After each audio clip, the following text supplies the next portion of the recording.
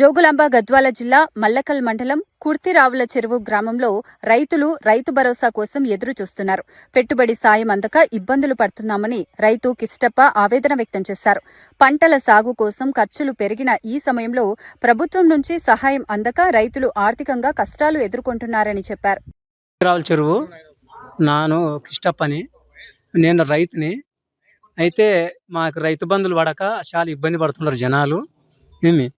అదొక్కటి ఫెయిల్యూర్స్ చాలా మంది వాడుతున్నారు. టీఆర్ఎస్ ప్రభుత్వం కన్నా కాంగ్రెస్ ప్రభుత్వం మంచిదే, కానీ ఈ రైతు బంధు పడని దానికి జనాలు చాలా రిమార్క్ మాట్లాడుతున్నారు. రైతు బంధు మాత్రం వేయడము చాలా కోరుకుంటున్నాం. ఇట్లా మా ఉగాది శుభాకాంక్షలు. చాలా ఇబ్బంది పడుతున్నారు. ఈరిగా ఖచ్చితంగా బాగా కొనసాగాలని వేడుకుంటున్నాము. ఈ గ్యాస్ కూడా చాలా వరకు ఇబ్బంది పడాల్సిన అవసరం వస్తుంది.